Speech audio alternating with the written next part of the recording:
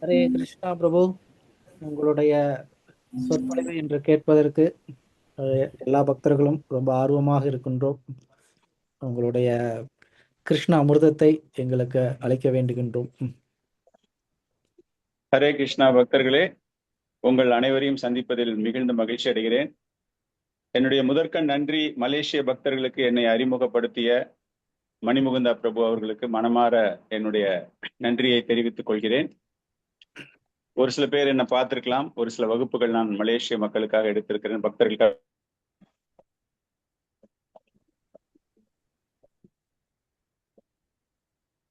Bro, audio கிளியரா இல்லை bro?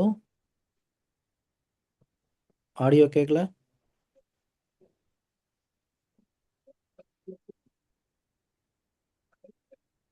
கேட்கல பிரபு.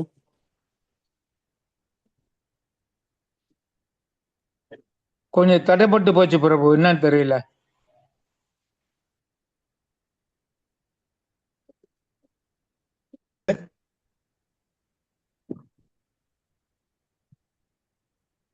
நான் பேசுறது கேக்குதா உங்களுக்கு?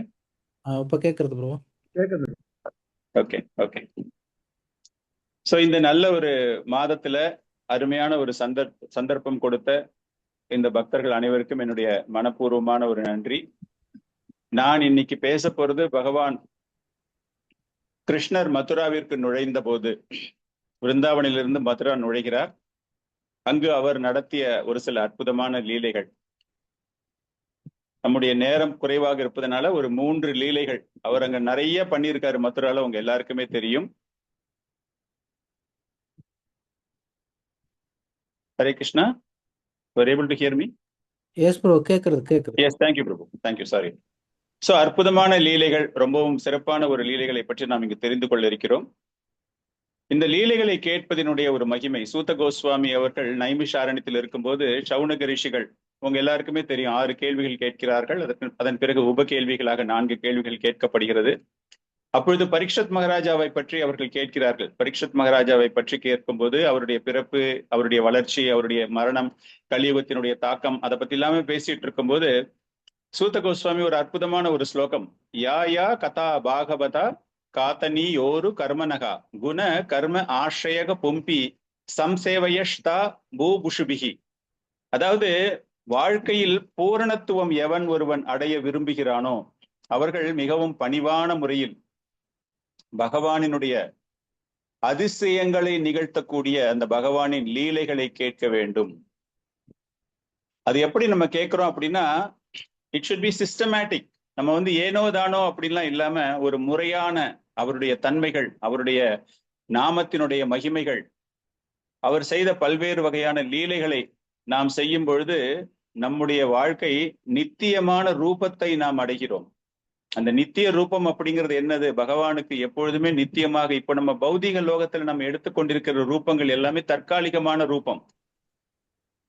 நீங்க எல்லாருமே பார்த்திருப்பீங்க, கேட்டிருப்பீங்க. வியாச தேவருக்கும் நாரத முனிக்கும் நடைபெற்ற சம்பாஷணையில் நாரத முனிக்கு அந்த உருவம் எப்படி கிடைத்தது? பௌதிக வாழ்க்கையிலிருந்து அவர் அந்த ஆன்மீக திவ்யமான நிரந்தரமான ரூபத்தை அடைகிறார். எப்படி அடைந்தார் என்றால், இது போன்ற லீலைகளை, அந்த வேதாந்திகளிடமிருந்து அந்த கேட்ட லீலைகளை. சோ இந்த ஒரு அற்புதமான ஒரு மாதம், இந்த ஒரு அற்புதமான ஒரு மாதத்தில் நாம் இந்த ஒரு அற்புதமான ஒரு லீலையை நாம் கேட்க இருக்கின்றோம்.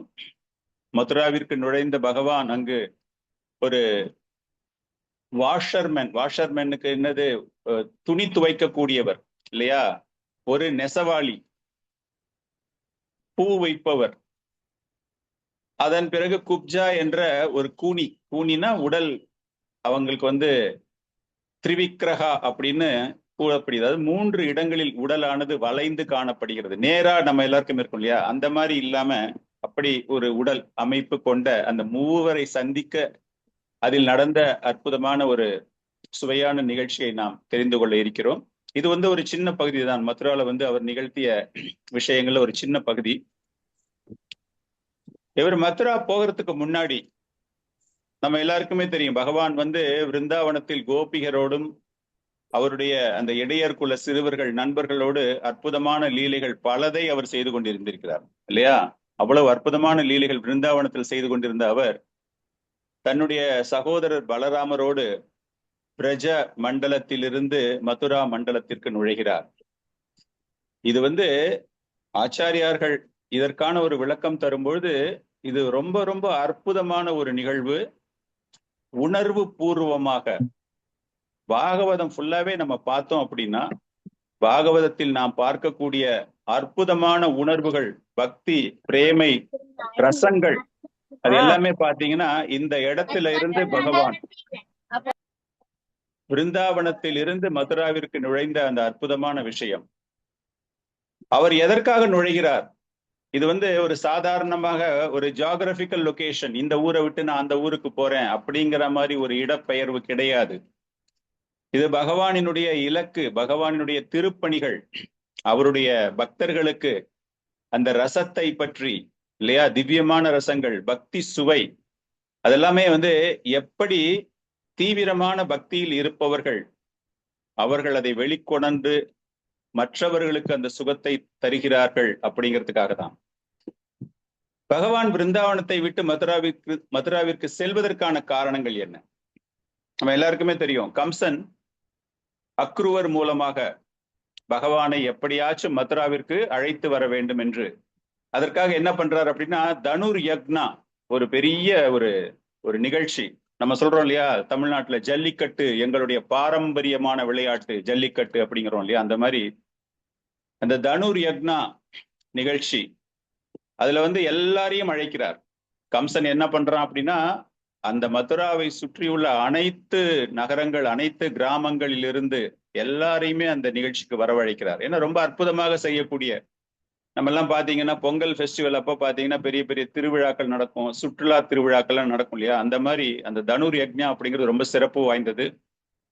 அந்த நேரத்துல பலராமும் பகவான் கிருஷ்ணரும் அங்கு வருவார். மதுராவிற்கு வரும்போது அவர்களை கொல்வதற்காக திட்டம் தீட்டுகிறான். அதனால கம்சனினுடைய உத்தரவின் பேரில் அக்ரூவர் அவர்களை அழைத்து செல்வதற்காக விருந்தாவனம் வருகிறார். நமக்கு நிறைய நேரம் கிடையாது. அக்ரூவர் அங்க அவர்களை சந்தித்து அற்புதமான லீலைகள் எல்லாமே பார்த்தோம் அப்படின்னா 10வது ஸ்கந்தம் 39வது அத்தியாயத்திலிருந்து 40, 41, 42 எல்லாமே பாத்தீங்க அப்படின்னா பல்வேறு விளக்கங்கள் அங்கு தரப்பட்டிருக்கின்றன. உண்மையாகவே பகவான் அங்கு சென்றதுக்கான காரணம் என்ன அப்படின்னா, பல்வேறு திவ்யமான காரணங்களுக்காக பகவான் பிருந்தாவனத்திலிருந்து மதுராவிற்கு செல்கிறார். முக்கியமான காரணம் அப்படின்னு பார்க்கும்போது, கம்சனை வதம் செய்து இந்த பூமாதேவிக்கு, ஏன்னா அந்த அரக்கர்கள் இருப்பதினால பூதேவிக்கு அதிக அளவு பலு ஏற்படுகிறது. வெயிட் தாங்கிற பலு கிடையாது, மனவேதனைன்னு சொல்லுவோம் இல்லையா, அந்த பெயின். அரக்கர்கள், தர்மம் நிலைநாட்டப்படாமல் இந்த பூமி தவித்துக் கொண்டிருக்கிறது. பகவானே சொல்றாருல, யதா யதாகி தர்மஸ்ய கிளானிர் பவதி பாரதா, இல்லையா. அதனால அது போன்ற அதர்மவாதிகள், அதர்ம அரசர்கள், ஒரு சத்திரியன் அப்படிங்கும்போது தர்மத்தை பரிபாலனை செய்ய வேண்டும் இல்லையா, நாட்டு மக்களுக்காக தர்மம் தரப்பட வேண்டும். ஆனால் அங்கு தர்மம் கிடையாது. அதனால முதலில் அந்த தர்மத்தை நிலைநாட்டுவதற்காக கம்சனை கொன்று இந்த பூமிக்கு ஒரு நிரந்தரமான நிம்மதியை தர வேண்டும். கம்சன் பகவானை கொல்வதற்கான காரணம் நம்ம எல்லாருமே படிச்சிருப்போம். நாரத முனி ஒரு முறை கம்சனை பார்க்கும்போது, வசுதேவனின் மகன் அவர் மூலமாகத்தான் உனக்கு மரணம் அப்படிங்கிற ஒரு விஷயம் தெரிந்த உடனே எப்படியாச்சும் மதுராவிற்கு இவனை அழைத்து வர வேண்டும் அப்படின்னு. சோ அந்த அவதாரத்தினுடைய ஒரு முக்கியத்துவம், அதை அவர் நிவர்த்தி செய்ய வேண்டும், அதை பரிபூர்ணமாக அனைவரும் உணரச் செய்ய வேண்டும் அப்படிங்கிற ஒரு காரணம். அடுத்தது, சிறையில் உள்ள தன்னுடைய பெற்றோர்கள் வசுதேவர், தேவகி, அவங்க 2 பேருக்குமே ஒரு உத்தரவாதம் தருகிறார், உங்களுக்கு நான் விடுதலை தருவேன் என்று.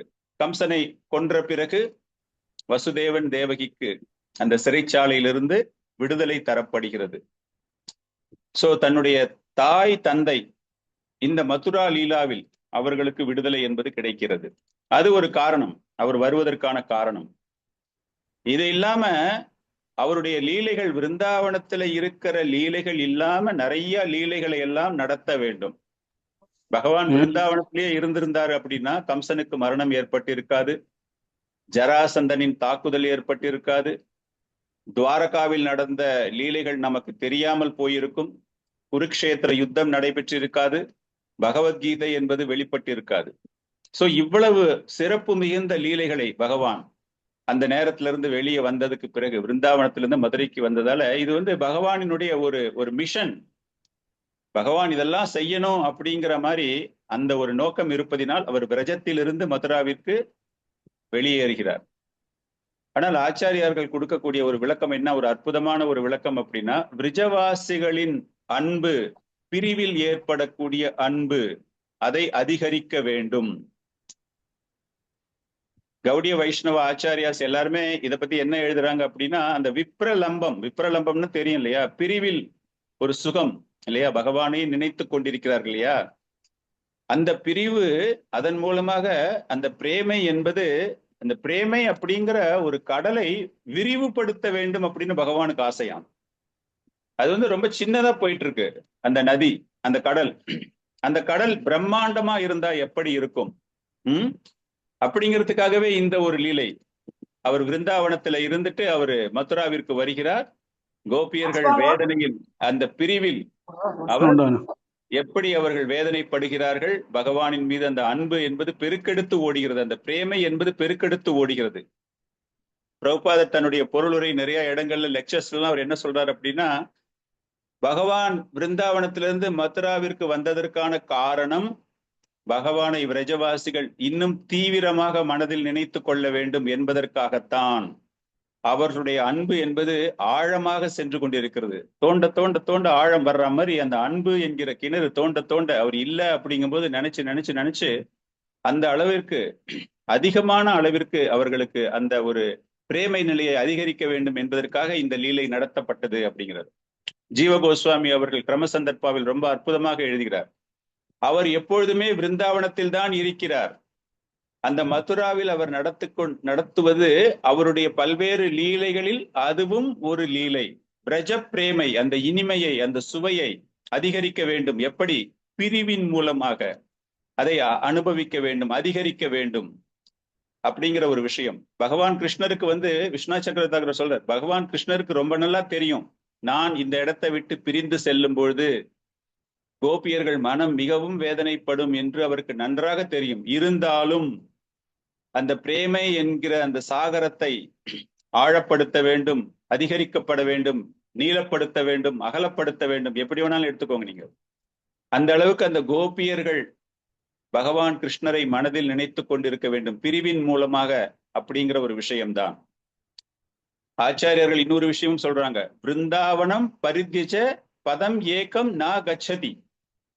பகவான் பிருந்தாவனத்திலிருந்து போவதே கிடையாது, அவர் அங்கேதான் இருக்கிறார். அவருடைய லீலைகள், அவருடைய விஸ்தரிப்பு, அவருடைய ஒரு அவதாரம் சொல்றோம் இல்லையா, அந்த மாதிரி பார்க்கும் பொழுது அவர் மதுராவிற்கு செல்வது இந்த ஒரு குறிப்பிட்ட லீலை. பிரஜேந்திர நந்தன கிருஷ்ணா அப்படின்னு அழைக்கக்கூடிய அவர் விருந்தாவனத்திலிருந்து செல்வதே கிடையாது, அவர் பிரஜத்தில் தான் இருக்கிறார். மதுரா துவாரகாக்கு செல்வது அவருடைய அவதாரம், அதாவது எக்ஸ்பான்ஷன்.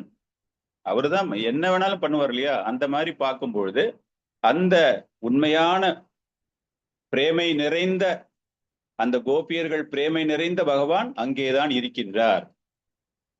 சோ இதுல பார்த்தோம் அப்படின்னா எந்த காரணத்திற்காக அவர் வருகிறார் அப்படின்னு பார்க்கும்பொழுது, ஒரு வரலாற்று சிறப்பு மிக்க காரணம் அப்படின்னு சொன்னா, கம்சன் அழைத்ததற்காக மரியாதை தரணும் இல்லையா, மாமா கூப்பிட்டிருக்காரு அப்படிங்கிறதுக்காக மரியாதை தர வேண்டும் அப்படின்னா, that is an historical reason. அவருடைய இலக்கு அதற்கான ஒரு காரணம் என்றால் அரக்கர்களை அழிக்க வேண்டும், தர்மத்தை பாதுகாக்க வேண்டும் அப்படிங்கிற ஒரு காரணம். குடும்ப காரணம் அப்படின்னு பார்த்தா தன்னுடைய தாய் தந்தையரை விடுதலை செய்ய வேண்டும். மிகவும் ரகசியமான காரணம் அப்படின்னா விரஜவாசிகளின் பிரேமையை தன்னுடைய பிரிவின் மூலமாக அதிகரிக்க வேண்டும். சோ இந்த காரணங்களுக்காக அவர் மதுராவிற்கு அடைகிறார் அப்படிங்கிறது ஒரு சின்ன புரிதல் நமக்கு. அவர் எதற்காக வருகிறார், ஏன்னா நமக்கு இன்னைக்கு என்ன பேசணும் அப்படின்னா, பகவான் மதுராவிற்குள் நுழைகிறார் அப்படிங்கிற ஒரு பேச்சு. எதற்காக நுழைகிறார்? அவர் நுழைவது சாமானியமான நுழைவு கிடையாது, அதுக்கு பின்னாடி எவ்வளவு இருக்கு பாருங்க, எவ்வளவு இம்பாக்ட் இருக்கு பாருங்க, எவ்வளவு காரணங்கள் இருக்கு பாருங்க அப்படின்னு நம்ம தெரிஞ்சுக்கணும் அப்படிங்கிற ஒரு விஷயம். அக்ரூவர் வரார், விருந்தாவனத்துக்கு வரார், கிருஷ்ண பலராமை பார்க்கிறார், பேசுகிறார். அப்பொழுதே தெரியும், அவர்கள் கேட்கிறார்கள், நீ வந்த காரணத்தை கூறு.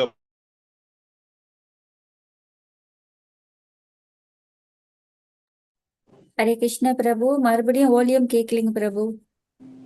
ஹரே கிருஷ்ணா. சாட் பாக்ஸ்ல மெசேஜ் போடுங்க பிரபு. மாதாஜி பாக்கட்டும் பிரபு. ஹரே கிருஷ்ணா பிரபு. ஹரே ஒண்ணுமே கிருஷ்ணா கேட்கல, பிரபு. ஒண்ணுமே வாய் கேட்கல கேட்கல பிரபு. கேட்கலைங்க பிரபு. வீடியோ ஆன் பண்ணிட்டு சை காட்டலாம். பிரபு கேட்கல. கேட்கல. ஹரே கிருஷ்ணா பிரபு. வால்யூம் கேட்கல பிரபு. இருங்க, நான் மெசேஜ் போடுறேங்க. மெசேஜ் போட்டுங்க மாதாஜி பாப்பாரு. ஓகே. எஸ்.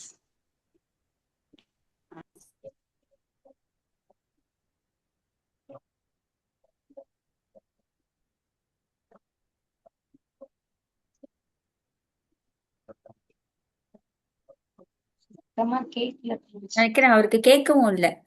கேட்கவே இல்ல, சுத்தமா கேட்கல.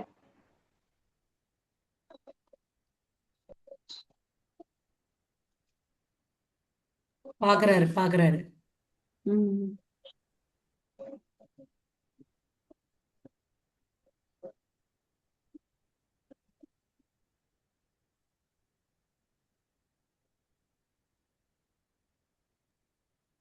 அவருக்கும் நம்ம பேசுறது கேட்கல போல.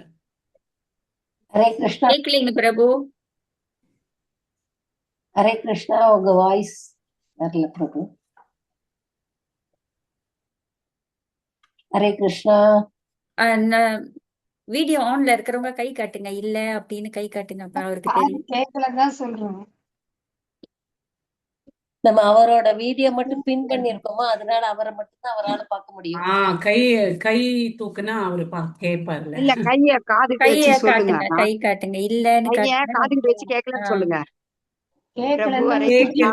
வந்தீதா மாதாஜி அவரோட அவருக்கு தெரியுது பாக்குறாரு. Hare Krishna Prabhu. No volume. Hare Krishna. Okay Prabhu. இப்பதான் இப்பதான் கேக்குது. கேக்குது பிரபு. ரொம்ப இப்பதான் நேரமா கேக்குது. கேட்கல. ஓ, ரொம்ப நேரமா கேட்கல. Okay okay. சோ எங்க லாஸ்டா கேட்டது உங்களுக்கு? அவரு ரொம்ப நேரமா கேட்கலீங்க பிரபு. மதுரா பத்தி மதுரால போனதை பத்தி சொன்னீங்க, அதோட நின்று போச்சு. ஓகே, பகவான் பிருந்தாவனம். நான் இல்ல, திரும்ப இல்ல. கொஞ்சம் ரிப்பீட் பண்றேன் உங்களுக்காக. ஜஸ்ட் பகவான் பிருந்தாவனத்திலிருந்து இருந்து மதுராவிற்கு வருவதற்கான காரணங்களை பற்றி நான் கூறிக்கொண்டிருந்தேன். காரணம் சொல்லிட்டீங்க, அதை கேட்டோம். அதுல கேட்டீங்களா? Very good. சோ கடைசியா என்ன ஆகுதுன்னா, அக்ரூவரோடு வருகிறார்கள். அவங்க எல்லாருமே வந்து அக்ரூவரோட 3 பேருமே வருகிறார்கள். வர்ற வழியில அற்புதமான லீலைகள் எல்லாமே நடைபெறுகிறது.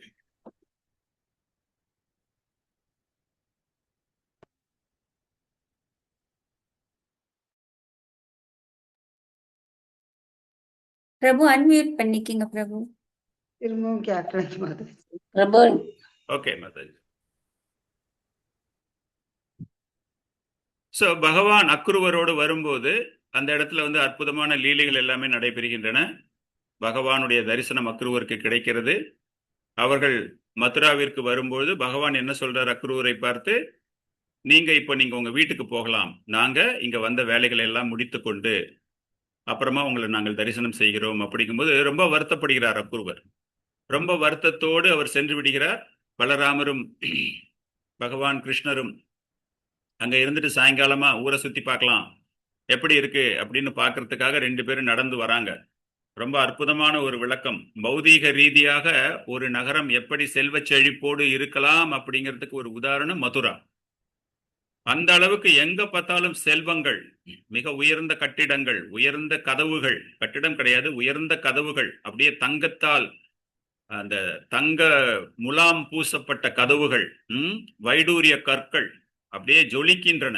ஒவ்வொரு சாலைகளினுடைய சந்திப்பிலேயுமே விளக்குகள், அதிகமான அளவு அப்படியே ஆடம்பரமான ஒரு டெக்கரேட்டிவ்.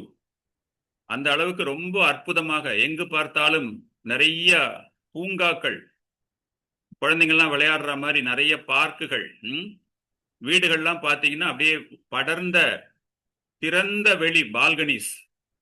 அந்த அளவுக்கு அற்புதமான கதவுகள் எல்லாமே வந்து அந்த வுட் ஒர்க்குன்னு சொல்லுவோம் இல்லையா, அந்த மாதிரி ரொம்ப சிறப்பாக அமைக்கப்பட்ட கதவுகள், அற்புதமான கற்கள், ஜொலிக்கக்கூடிய வைரக்கற்கள் மாதிரி அந்த பிரஷியஸ் ஸ்டோன் சொல்லுவோம் இல்லையா, அந்த மாதிரி ஜொலிக்கக்கூடிய அந்த அரசர் வரக்கூடிய வழிகள், அவருடைய பாதைகள் எல்லாமே அப்படியே நீர் தெளித்து, ஏன்னா அங்கெல்லாம் தார் ரோடு சிமெண்ட் ரோடுலாம் கிடையாது அந்த காலத்துல, ஃபுல்லா மணல் இல்லையா, காற்றடித்தால் மணல் எங்க ஊரெல்லாம் வந்துருமோன்னு சொல்லிட்டு அந்த நீரை தளித்து அந்த ரோடு அப்படியே சாஃப்டா அந்த அளவுக்கு அற்புதமாக, வீட்டு வாசல்ல எல்லாம் பாத்தீங்கன்னா மாங்காய் கொத்து கொத்தா அந்த மாங்காய் இலை, மாமரத்து இலைகள் வைக்கப்பட்டு, வாழை மரம் கட்டப்பட்டு, விஷ்ணு சக்கரவர்த்தி ரொம்ப அற்புதமா எழுதுறாரு. ஒவ்வொருத்தருடைய வீட்டு வாசல்லையுமே வந்து அந்த குடம், அதாவது அந்த கும்பம் சொல்லுவோம் இல்லையா, அந்த மாதிரி குடம் வைத்து, தேங்காய் வச்சு, உள்ள அரிசி வைத்து, நீர் வைத்து வரவேற்க, யாரெல்லாம் வந்தாங்களோ வீட்டுக்கு வர்றவங்களுக்கெல்லாம் வந்துட்டு அந்த விருந்தாளிகளுக்கு ஒரு ஒரு ஹாஸ்பிட்டாலிட்டின்னு சொல்லுவோம் இல்லையா, அந்த வரவேற்பு அந்த அளவுக்கு அவ்வளவு சுகமாக இருக்கிறது பார்ப்பதற்கே. அப்படியே ஆச்சரியமா பார்த்துக்கிட்டு போறாரு பகவான். காரணம் என்னன்னா, விருந்தாவனம் அப்படிங்கிறது அப்படியே ரொம்ப ஒரு ஒரு சத்துவ குணத்துல ஒரு சாத்விக் அட்மாஸ்பியர் விருந்தாவனம். அப்படியே எளிமையாக இருக்கும், ஆனந்தம், திவ்யமானது. ஆனா இங்க வந்துட்டு அந்த செல்வ செழிப்பு, அந்த ரஜோகுணம் தமோகுணம் கலந்த அந்த அளவுக்கு ஒரு டெக்கரேட்டிவ் பிளேஸ் மதுரா.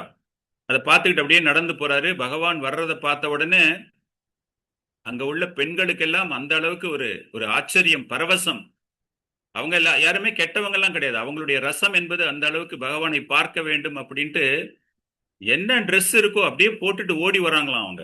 நம்ம வந்து பகவானை பார்க்கணுமே அப்படின்ட்டு அந்த நேரத்துல ஒரு காதுல கம்மல் இருக்கு, இன்னொரு காதுல கம்மல் இல்ல, வளையல் ஒரு கையில இருக்கு, இன்னொரு கையில வளையல் இல்ல, புடவை தலைப்பை இழுத்து போட்டுக்கிட்டு இருக்காங்க. அது லெஃப்ட்ல போட்டிருக்காங்களா ரைட்ல போட்டிருக்காங்களான்னு தெரியாது. காரணம் என்ன அப்படின்னா, எங்க பகவான் நம்ம வீட்டை கிராஸ் பண்ணி போயிடுவாரோ, அவரை நம்ம பார்க்கணுமே அப்படிங்கிற ஒரு பரபரப்புல எல்லாருமே வந்து ஓடி வந்து பாக்குறாங்களாம். பகவான் எப்படி இருக்காரு பார்க்கணும் அப்படிங்கிறதுக்கு, பகவானை பார்க்க வேண்டும் என்று அந்த அளவுக்கு ஒரு ஒரு ஒரு ஆர்வத்துல அவர்களையே அவர்கள் மறந்து விடுகிறார்கள். எப்படி நம்ம ட்ரெஸ் பண்ணிக்கிட்டு இருக்கோம் அப்படிங்கிற ஒரு விஷயமே அவர்களுக்கு தெரியவில்லை. அந்த அளவுக்கு அவர்கள் பார்த்து கொண்டிருக்கிறார்கள். ஒவ்வொரு பெண்களுடைய மனதிலும் இதயத்திலும் பகவான் அப்படியே அந்த சிரித்த முகத்தோடு, அந்த தாமரை முகம் அப்படியே அது சிரித்து கொண்டு, அவர் செஞ்ச லீலைகள் எல்லாமே அப்படியே மனசுல கேட்கறாங்கல்ல, கேள்விப்படுறாங்கல்ல, இந்த மாதிரி பையன் அங்க பண்ணியிருக்கான், விருந்தாவனத்துல அந்த லீலை பண்ணியிருக்கான், இது பண்ணியிருக்கான் அப்படின்னு பேசும்பொழுது எப்படியாச்சும் அவரை பார்க்கணும் பார்க்கணும் பார்க்கணும் அப்படின்னு சொல்லிட்டு அந்த கதைகளை கேட்டதின் மூலமாக பகவானை பார்க்க வேண்டும் அப்படின்னு ஆசைப்பட்டு கொண்டிருந்தவர்கள் எல்லாருமே அவரை பார்த்தவுடன் அப்படியே இதயம் எல்லாமே அப்படியே உருகுகின்றனவாம்.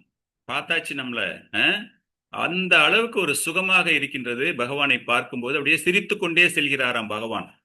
அப்படியே ஒரு தாமரை மலரும் பொழுது எப்படி பார்ப்பதற்கு அவ்வளவு அழகாக இருக்கும், அதுபோல அந்த பெண்களுக்கு எல்லாமே பகவானினுடைய சிரித்த முகத்தை பார்க்கும் பொழுது அவங்களுக்கு ஆஹா எவ்வளவு சுகமாக இருக்கிறது அப்படின்னு. அதே நேரத்துல அந்த பெண்கள் எல்லாம் நினைத்துக் கொள்கிறார்களாம், இந்த கோபிகர்கள் எல்லாம் எவ்வளவு அதிர்ஷ்டம் பண்ணவங்க, எந்த அளவுக்கு அவங்களுடைய தவ வலிமை இருக்கிறது, அவங்க எந்த அளவுக்கு அவ்வளவு பண்ணியிருந்தாங்கன்னா, தியாகங்கள் பண்ணியிருந்தாங்கன்னா, தவங்கள் செய்திருந்தாங்கன்னா, பகவானோடு இருக்கக்கூடிய ஒரு அற்புதமான விஷயம் அவங்க வாழ்க்கையில நடந்திருக்கே அப்படின்னு சொல்லிட்டு கோபிகளை எல்லாமே ரொம்ப பெருமையாக பேசுகிறார்கள், மனசுல நினைச்சுக்கிறாங்க அவங்க எல்லாமே. அதே போல அங்க இருக்கக்கூடிய பிராமணர்கள் எல்லாருமே பகவான் வந்தாச்சு அப்படின்னு சொல்லிட்டு அந்த அளவுக்கு அவரை வரவேற்க வேண்டும் அப்படிங்கிறதுக்காக, அவருக்கு தருவதற்காக நெய், பால், தயிர், நிறைய தானியங்கள், குடம் நிறைய நீர், மலர் மாலைகள், வாசனை திரவியங்கள், சந்தன குழம்புகள், அவர் வழிபாட்டிற்கு என்னென்ன தேவைப்படுகிறதோ அத்தனையும் அந்த பிராமணர்கள் கையில் வைத்துக் கொண்டு காத்து கொண்டிருக்கிறார்களாம். சோ அந்த அளவுக்கு ஒரு அற்புதமான அந்த விஷயம் அவர் நடந்து கொண்டு இருக்கும் பொழுது துவாரகாவில் உள்ள மக்கள் அனைவருமே அவரை பார்த்து அதிசயத்து ஆனந்தம் அடைந்து கொண்டிருக்கிறார்கள். இப்பதான் நம்மளுடைய இனிமையான அந்த லீலைகள் துவங்க இருக்கின்றன. முதல்ல எடுத்தோன்னு ஒரு யாரை பார்க்கிறாருன்னா, ஒரு சலவை தொழிலாளியை பார்க்கிறார். அந்த சலவை தொழிலாளி என்ன பண்றார் அப்படின்னா, அந்த சலவை தொழிலாளி யார் அப்படிங்கிற ஒரு விஷயம், அவர் வந்து கம்சனுக்கு துணிகளை எல்லாம் துவைத்து அரசனுக்கு தர வேண்டியவர். அரசர் போட்டுக்கிறதுக்காக, கம்சன் போட்டுக் கொள்வதற்காக அந்த துணிகளை, அதாவது ராஜ கம்பீரமாக இருக்க வேண்டும் அப்படிங்கிறதுக்காக அந்த துணிகள் எல்லாமே அந்த அளவுக்கு பார்ப்பதற்கு பிரமாதமாக இருக்கிறது. ரொம்ப நல்லா இருக்கும் ஒவ்வொரு ட்ரெஸ்ஸும். அதை வந்து அவர் துவைச்சு எல்லாம் பண்ணி எடுத்துட்டு போய் கொடுக்க வேண்டிய வேலை செய்து கொண்டிருக்கிறார். அந்த நேரத்துல இவங்க பார்க்கறாங்க. பார்த்துட்ட உடனே பகவானுடைய லீலைகள் இல்லையா, பகவான் கிட்ட இல்லாத விஷயமே கிடையாது, அவர்கிட்ட எல்லா விஷயமுமே இருக்கின்றது. இருந்தாலும் இது வந்து ஒரு பகவானினுடைய ஒரு கருணை. அவனோட பேசுறாரு, அவனோட செய்யறாரு. ரொம்பவும் பணிவான முறையில் பகவான் கேட்கின்றார், எங்க 2 பேருக்கும் கொஞ்சம் துணி தர முடியுமா உன்னால? நாங்க இந்த துணியை போட்டுக்கொள்ள வேண்டும். இந்த துணியை நீ எங்களுக்கு கொடுத்தீனா உனக்கு வாழ்க்கையில ரொம்ப பெரிய அதிர்ஷ்டம் கிடைக்கும். இந்த இடத்துல பகவான் வந்து பிச்செல்லாம் எடுக்கல, எனக்கு நீ கொடு அப்படின்லாம் பிச்செல்லாம் எடுக்கல. அவனுக்கு ஒரு சந்தர்ப்பத்தை தருகிறார். அந்த சலவை தொழிலாளிக்கு பகவான் ஒரு சந்தர்ப்பத்தை தருகிறார். யாருக்கு? பகவானுக்கு சேவகம் செய்வதற்கு பகவானே முன்வந்து, கடவுளே நம்ம கிட்ட எதிர்க்க வந்து நின்றுட்டு எனக்கு வந்து ஆஃபர் பண்ணு, என்னை பத்தி குளோரிஃபை பண்ணு, என் முன்னாடி ஹரே கிருஷ்ண மந்திரம் சொல்லு அப்படின்னா நம்ம சொல்ல மாட்டோம். அப்படின்னா எப்படி இருக்கும்? அந்த மாதிரி தான் அந்த சலவை தொழிலாளி முன்னால பகவான் நின்று கொண்டு கேட்கின்றார், எனக்கு நீ சேவகம் செய். எப்படி செய்ய வேண்டும்? அந்த துணிகள் எனக்கு பிடித்திருக்கின்றன, எனக்கு நீ தருவியா அப்படின்னு. ஆனால் அந்த சலவை தொழிலாளி அங்க எதிர்க்க நின்று கொண்டிருப்பது பகவான் அப்படிங்கிறது தெரியாம ரொம்ப தரக்குறைவாக பேச ஆரம்பிக்கிறான். இந்த துணிலாம் யாருது தெரியுமா? ராஜாக்கள் போடுவது. நீ ஒரு மாட்டு இடையர் குலத்தை சார்ந்தவன், இடையர் குலத்து சிறுவன், உனக்கெல்லாம் தகுதி இருக்கா இந்த ட்ரெஸ்ஸை போட்டுக்கிறதுக்கு? அந்த மாதிரி நீ கேட்கிற. உனக்கு வந்து ராஜ வம்சத்தினுடைய துணிகளை அணிந்து கொள்வதற்கு தகுதி இருக்கிறதா? இந்த விஷயம் வெளியே தெரிஞ்சதுன்னா ராஜாவினுடைய சேவகர்கள் உன்னை கொன்று விடுவார்கள். ஏன்னா இந்த துணி எல்லாமே அவங்களுக்கு தான் சொந்தம் அப்படின்னு. இந்த சலவை தொழிலாளி அப்பொழுது அவன் தன்னைத்தானே அடையாளப்படுத்திக் கொள்கிறான். கம்சனினுடைய சக்தி, அந்த வீரத்தை தான் அவன் அடையாளப்படுத்துகிறானே தவிர பகவான் கிருஷ்ணர் யாருன்னு தெரியாம ஒரு சாதாரண கிராமத்து சிறுவனாக அந்த மாதிரி நினைப்புல அவன் பேசும்போது பகவானுக்கு கோபம் வருகிறது. அவன் எப்படி கொல்லப்படுகிறான் என்றால், அவருடைய சுண்டு விரலை எடுத்து யூஸ் பண்றாராம். அவர் வந்துட்டு கோவர்தனகிரியவே சின்ன சுண்டு விரல்ல அவர் தாங்கியவர் இல்லையா, நம்ம எல்லாருக்குமே தெரியும் அந்த லீலைகள். அவனுடைய தலை கொய்யப்படுகிறது. ஒரு சின்னதா அப்படி தட்டி விட்டா, கையில தட்டி விட்டா எப்படி அந்த தலை அப்படி துண்டா போகுமோ, அவருடைய சின்ன அந்த விரல் அந்த கையில தான் ஃபுல்லா, கையை ஃபுல்லா ஓங்கி அடிக்கிறாருல, அந்த மாதிரிலாம் கூட கிடையாது. சும்மா அந்த ஒரே ஒரு விரல்ல அப்படி தட்டி விட்ட உடனே எந்த விதமான ஆயுதங்களும் அவர் பயன்படுத்தவில்லை. அவருடைய இன்கன்சீவபிள் பொட்டன்சிங்கிறோம் இல்லையா, நம்மளால அறிய முடியாத, கண்டுகொள்ள முடியாத அந்த ஆற்றல் அங்கு அவனுடைய கையில பட்ட உடனேவே தலை துண்டா போயிடுது. அதை பார்த்துக்கிட்டே இருந்த அவனுடைய சகாக்கள், அவனுக்கு அசிஸ்டன்ட் இருப்பாங்க இல்லையா, அந்த தொழிலாளிக்கு அவனுக்கு சேவகம் செய்வதற்காக, எல்லாம் பயந்து ஓடி போயிடுறாங்க அப்படியே. உடனே பகவானும் பலராமரும் என்ன பண்றாங்க, அந்த ட்ரெஸ் எல்லாமே எடுத்து அற்புதமாக அவருடைய நண்பர்கள் எல்லார்ட்டையுமே கொடுத்து ஆனந்தம் அடைகிறார்கள் அந்த ட்ரெஸ்ஸை போட்டுக்கிறதுல. இதுல என்ன அப்படின்னா, ஆச்சாரியார்கள் இந்த ஒரு லீலைக்கு அவர்கள் என்னென்ன விளக்கங்கள் தருகிறார் அப்படின்னா, உண்மையான குற்றம் என்ன குற்றம் அவன் செய்கிறான் அப்படின்னா, தானம் செய்வதை அவன் மறுக்கிறான். இது ஒரு தானம் மாதிரி தானே. உங்ககிட்ட வந்து ஒருத்தர் ட்ரெஸ் கேட்கறாங்க அப்படின்னா அது தானம், ஓகே எடுத்துக்கோங்க அப்படின்னு கொடுக்கறது. அந்த தானம் செய்ய மறுப்பது அப்படிங்கிற மாதிரி நம்ம பார்க்க கூடாது. ஸ்ரீதர சுவாமிகள் சொல்லும் போது பகவான் அங்கு அவமதிக்கப்படுகிறார். அவன் தன்னை கம்சனோடு அடையாளப்படுத்திக் கொள்கிறான். பொதுவாகவே ஒரு ஜீவா பரமாத்மாவோடு அந்த அந்த பங்கு என்ன, அந்த உறவு என்ன அப்படிங்கறத தான் தெரிந்து கொள்ள வேண்டுமே தவிர, அவன் தவறான ஒரு அடையாளத்தை அங்கு கம்சனோடு ஏற்படுத்திக் கொள்கிறான். அவன் அந்த பௌதீக கர்வத்தினால் போதை அடைந்தவனாக இருக்கிறான் அப்படிங்கிறார் ஸ்ரீதர் சுவாமிகள். அவனுக்கு வந்து அந்த அளவுக்கு ஒரு போதை, அகங்காரம். நான் யார்கிட்ட வேலை செய்யறேன் தெரியுமா? ராஜா கிட்ட வேலை செய்யறேன் அப்படிங்கிற மாதிரி. ஜீவ கோஸ்வாமி சொல்லும் போது இந்த இடத்துல பகவான் ஆக்சுவலா அவருடைய கருணையை வெளிக்காட்டுகிறார். அவன் செய்யக்கூடிய தொழில், யாருகிட்ட வேலை செய்யறான், அதர்மத்திற்கு துணை போகக்கூடிய கம்சன் கிட்ட வேலை செய்யறவனுக்கு ஒரு சந்தர்ப்பம் தருகிறாராம். அவன் பூரணத்துவம் அடைய வேண்டும் அவனுடைய வாழ்க்கையில் அப்படிங்கிறதுக்காக. ஆனால் அதை அவன் நிராகரிக்கிறான். அந்த மாதிரி அவன் செஞ்சிருந்தான் அப்படின்னா அவனுக்கு வந்து என்ன பற்பல விஷயங்கள் அவனுடைய வாழ்க்கையில வந்து நடந்திருக்கும். ஆனால் அவன் அங்கு தண்டிக்கப்படுகிறான். அவனுக்கு அந்த தண்டனை கிடைத்தாலும் கூட அது அவனுக்கு உடனே விடுதலையை தருகிறது. பகவான் கையால் அவன் இறந்திருக்கிறான் இல்லையா? அதுக்கு அற்புதமான ஒரு விளக்கம் அவர் என்ன தரார் அப்படின்னா, பகவானை நீ பார்த்துட்டாலே போதும். பிகாஸ் அவன் அந்த இடத்துல பகவானோட பேசுறான், பகவானோடு ஒரு நேரடியான தொடர்பை அவன் ஏற்படுத்தி கொண்டிருக்கிறான். அந்த கான்டாக்ட் பகவானோட நம்ம டெவலப் பண்ணாலே நமக்கு விடுதலை என்பது நிச்சயம். சோ இந்த சலவை தொழிலாளி விடுதலை அடைவதற்கான காரணம் பகவானோடு ஒரு தொடர்பை ஏற்படுத்தி கொண்டிருப்பதினால் அவனுக்கு அது ஏற்பட்டு கொண்டிருக்கிறது. பிரபுபாதர் இதை பத்தி விளக்கும்போது அவர் என்ன சொல்றாரு அப்படின்னா, நாம் தவறுதலாக இந்த பௌதீகத்தில் உள்ள அனைத்து பொருட்களுக்குமே நாம் தான் உரிமையாளன் என்று நாம் தவறாக எண்ணிக்கொள்கிறோம். ஒரு தவறான அரசாங்கத்திற்கு, பௌதீக ரீதியாக இயங்கக்கூடிய ஒரு அரசாங்கத்திற்கு நம்முடைய ஆதரவை நாம் தெரிவித்துக் கொண்டிருக்கிறோம். பகவான் கிருஷ்ணரினால் வழங்கப்பட்ட உபகரணங்களை அவருக்கு நாம் பயன்படுத்த தவறுகிறோம். ஈசாவாஷ்யம் இதம் சர்வம் இல்லையா? எல்லாமே பகவானுக்கு சொந்தம். ஆனால் இங்கு அந்த சலவை தொழிலாளி இது அனைத்துமே கம்சனுடைய துணிகள். ஆனால் உண்மையான பக்தன் என்ன புரிந்து கொள்ள வேண்டும்? அனைத்துமே பகவானுக்கு உண்டானது. தவறான ஒரு உரிமையை அவன் அங்கு கொண்டாடுகிறான்.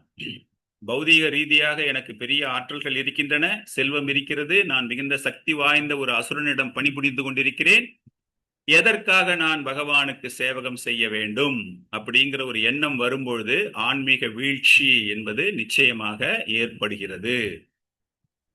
அந்த சலவை தொழிலாளியுடைய மனசுல எல்லாமே எதிர்மறையான ஒரு எண்ணங்கள் தான் அவனுக்கு தோன்றியிருக்கிறது. எல்லாமே பகவானுக்கு சொந்தமாக இருந்தாலும் அவருக்கு நான் சேவகம் செய்ய வேண்டும் அப்படிங்கிற ஒரு விஷயம், பகவானுக்கு சந்தோஷத்தை கொடுக்க வேண்டும், அதன் மூலமாக கருணை பெருக வேண்டும், அதுக்கு ஆப்போசிட்டா அவன் இந்த நேரத்துல அவன் தன்னை செயல்படுத்த வைத்திருக்கிறான். புக்தாராம் யக்ன தபசாம் சர்வலோக மகேஸ்வரம் பகவானே சொல்றார் இல்லையா? இந்த இடத்துல இந்த உண்மையை அந்த சலவை தொழிலாளி மறந்து விடுகிறான். பகவான் அவனுக்கு ஒரு சந்தர்ப்பம் கொடுத்தாலும் கூட அந்த அகங்காரம் அப்படிங்கிற அந்த திரை அவனுடைய கண்களை மூடி இருப்பதினால் அவனால பகவானை காணவும் முடியவில்லை. அந்த அகங்காரம் அவனுக்கு அப்கோர்ஸ் அவனுக்கு விடுதலை கிடைக்கின்றது, அது வேற விஷயம். ஆனால் அந்த இடத்துல பகவானினுடைய முழுமையான கருணை அவனுக்கு கிடைக்கவில்லை. அவன் கருணையோடு இருந்திருந்தாலும் பகவானை எத்தனை பிறவிகள் எடுத்தாலும் பகவானை நினைவில் கொள்ளக்கூடிய ஒரு அருமையான சந்தர்ப்பம் அவனுக்கு கொடுக்கப்பட்டிருக்கும், அது அவன் இழக்கின்றான். அதன் பிறகு பகவான் பார்க்கக்கூடியது அப்படியே இதுக்கு நேர்மறையான சுதாமா மாலக்காரா. மாலக்காரனா பூக்கள் இல்லையா? பூக்காரன் சொல்லுவோம் இல்லையா? அந்த பூக்காரனை பற்றி பார்க்கின்றான். சோ முதல்ல பார்த்தது தொழிலாளி, சலவை தொழிலாளி. அடுத்தது ரஜாக்கா, அந்த பேர் சொல்ல மறந்துட்டேன், ரஜாக்கா. அடுத்தது சுதாமா. அதுக்கப்புறமா குப்ஜாவை பார்க்க போறாரு, அது அப்புறமா நம்ம பார்க்க போறோம். சோ இந்த இடத்துல இந்த சுதாமா மலர்களை அழகாக அதை அந்த அளவுக்கு அற்புதமாக கட்டி அதை கம்சனினுடைய சேவைக்காக பயன்படுத்தக்கூடியவன். அந்த நேரத்துல பகவான் கிருஷ்ணரும் பலராமரும் அங்க வருவதை பார்த்த உடனே அவர்கள் இருவருமே திவ்யமானவர்கள், பேரானந்தத்தை தரக்கூடியவர்கள் அப்படிங்கிறது உடனே அவன் மனசுல வருது. அந்த அளவுக்கு ஒரு என்ன சொல்றது, பகவானை உடனே அவன் உணர்ந்து கொள்கிறான். உணர்ந்து கொண்டு பகவானுக்கு நம்ம ஏதாச்சும் பண்ணணும் அப்படின்னு பார்க்கும்போது தான் அவர்கள் இருவருமே அவனுடைய இல்லத்திற்கு வருகிறார்கள். வீட்டுக்கு வந்த உடனே எந்த அளவுக்கு மரியாதை தர முடியுமோ அத்தனை மரியாதை தருகிறான். பணிவான நமஸ்காரங்கள் செய்யப்படுகிறது. அவர்கள் இருவரும் அமர்வதற்காக அவனுக்கு கீழே விழுந்து அவன் கால் அப்படியே அந்த பாதத்துல தொடர மாதிரி தரையில பட்டு பகவானுக்கு அந்த வணக்கத்தை பிரணாம்ஸ் சொல்றேன், தண்டவத் பிரணாம் அந்த மாதிரி பண்ணிட்டு அப்படியே பணிவான முறையில் அவர்களை பார்த்து கொண்டிருக்கிறான். அவங்க ரெண்டு பேரும் உட்கார்றதுக்காக அங்க இடத்தை கொடுக்கின்றான். அவர்களுக்கு எல்லா விதமான அந்த அர்க்கியம், அவர்களுக்கு அந்த வரக்கூடியவர்களுக்கு அந்த வெற்றிலை பாக்கெல்லாம் கொடுத்து எல்லா விதமான மரியாதைகளும், மாலைகள் அணிவித்து அவர்களுக்கு அந்த சந்தன குழம்பினால் அவர்களுக்கு எல்லா விதமான விஷயங்களும் அவர்களை வரவேற்பதற்கு என்னெல்லாம் கொடுக்க முடியுமோ பணிவான வணக்கங்கள், அமர்வதற்கு இடம், நல்ல மலர்கள், நறுமணமான பொருள்கள், பிரார்த்தனைகள். அப்படியே ஆப்போசிட் அந்த சலவை தொழிலாளி என்ன பண்றான் அதுக்கு ஆப்போசிட்டா பண்றாரு. பண்ணிட்டு சொல்றாரு, இந்த மலர்கள் எல்லாமே கம்சனுக்காக அப்படின்னு சொல்லிட்டு ம் ஆனால் அவன் மனதில் என்ன புரிந்து கொண்டான் என்றால் இது எல்லாமே பகவானை சார்ந்தது, பகவான் கிருஷ்ணர் சார்ந்தது அப்படிங்கிறதுக்காக அத்தனை அருமையான மலர்களையுமே பகவானுக்கு அவன் தருகிறான். பண்ணிட்டு பகவானை அப்படியே ரொம்ப பிரார்த்தனை, அவருடைய பிரேயர்ஸ்லாம் ரொம்ப அற்புதமான ஒரு பிரேயர்ஸ். என்னுடைய பிறப்பு இப்பொழுது புனிதமடைந்தது, என்னுடைய குடும்ப மரம் எந்த விதமான கலங்கமும் இன்றி, எங்களுடைய குடும்பமே நான் உங்களை பார்த்ததினால் நல்ல ஒரு நிலைக்கு, நல்ல நிலைனா நாட் மெட்டீரியல் அப்ளுவன்ஸ், அந்த கலங்கங்கள் எல்லாமே நிவர்த்தி அடைந்த ஒரு விஷயம்.